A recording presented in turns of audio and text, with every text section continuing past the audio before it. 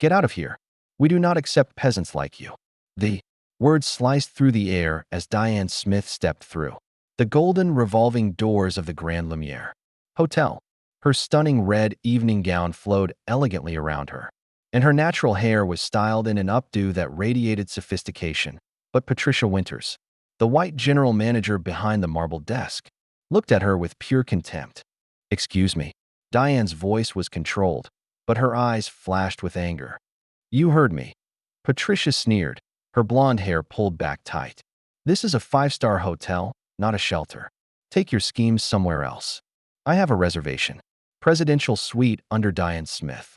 Patricia laughed, a cruel, sharp sound. "A suite? Here? I don't think so." A well-dressed couple near the elevators turned to watch. A businessman at the bar pulled out his phone.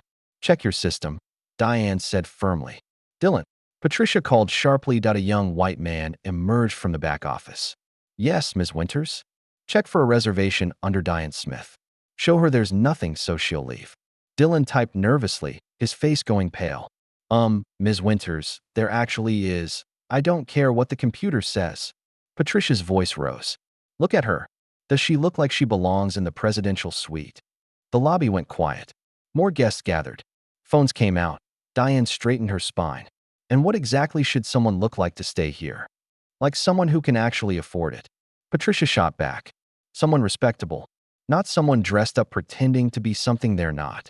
"Because I'm black," Diane said quietly. The energy in the lobby shifted instantly. Patricia's face flushed red. "How dare you? This has nothing to do with race. This is about standards. You're trying to con us, and I won't allow it." "Check my reservation," Diane said, her voice like steel. "Show me a credit card first," Patricia demanded. "Prove you can pay $3,000 a night." Diane pulled out a black card and placed it on the counter. Patricia picked it up with 2 fingers like it was diseased. "These fake cards are everywhere now. Dylan, run it." Dylan swiped it. The machine beeped. He tried again. Another beep. "Declined," Dylan announced, looking uncomfortable. "Of course it is," Patricia said triumphantly, her voice loud enough for everyone to hear. "It's fake. Just like everything about you." Security. Jerome, a large black security guard, approached reluctantly. "Ms. Winters? Remove this woman immediately. She's trespassing and attempting fraud." Jerome looked at Diane, elegant, dignified, barely containing her rage, then back at Patricia. "Ma'am, what has she actually done?" "She's existing in my lobby." Patricia screamed. "She doesn't belong here. Remove her now." "I'm recording this," the businessman from the bar called out. "Everything you're saying." "Good." Patricia whirled on him. "Record me protecting this hotel from scammers." "I'm recording discrimination," he said quietly. "It's not." Patricia was shaking now. "She's lying. She's trying to scam us." "Then check the reservation," Diane said calmly. "Dylan confirmed there's one under my name."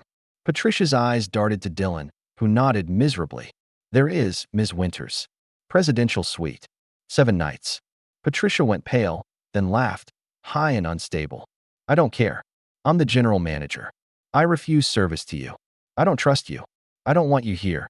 The elevator dinged. A white woman in an expensive suit stepped out with 2 men in corporate attire. She scanned the crowd, the phones, Patricia's manic expression, and Diane standing regal in red. Her face went white. "Oh my God," she whispered. "Patricia, what have you done?" Patricia spun around, relief flooding her face. "Ms. Chun, this woman is trying to stop talking." Christine Chen's voice was ice. "Stop talking right now." She walked forward slowly, eyes locked on Diane. "Miss Smith, I am so deeply sorry. I had no idea you were here tonight." Patricia's face turned gray. "Miss Smith? As in D. Smith?" "As in Diane Smith," Christine said, each word a bomb. "Founder and CEO of Lumiere Hotels International. Owner of this building. Owner of 247 properties worldwide. Your boss." The lobby went dead silent. Patricia swayed. "That's not. You're supposed to be in London. I look different than you expected?" Diane's voice was lethal. "Not what you imagined someone successful would look like." "I didn't know," Patricia whispered. "That's the problem," Diane said. "You saw a black woman and decided I didn't belong. You call me a peasant. You call me a fraud. You refused to check a valid reservation.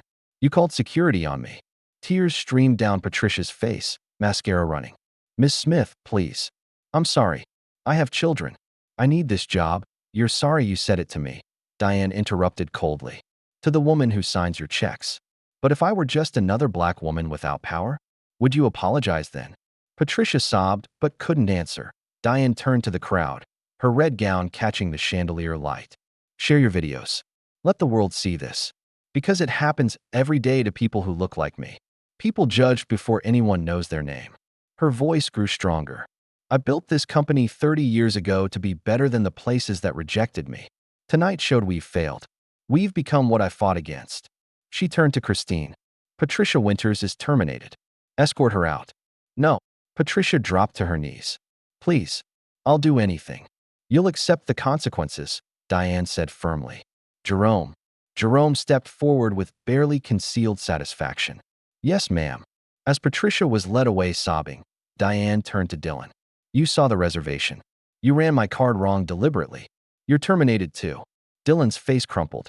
I was following orders. You had a choice. Diane cut him off. Security, escort him out. She turned to Christine. I want every employee retrained. Bias testing. Mystery shoppers. Review Patricia's history. This wasn't her first time. Yes, ma'am. Immediately, Diane addressed the lobby one final time. I came here tonight celebrating 30 years since I opened my first bed and breakfast.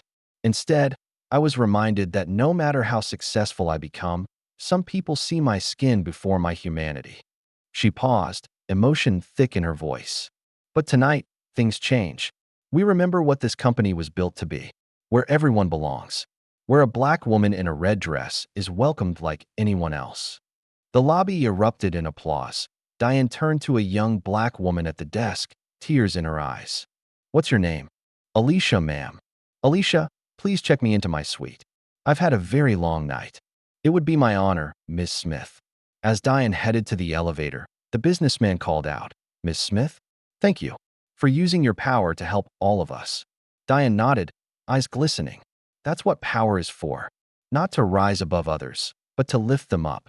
The elevator doors closed on her standing tall and red, head high, dignity intact. The videos went viral within minutes.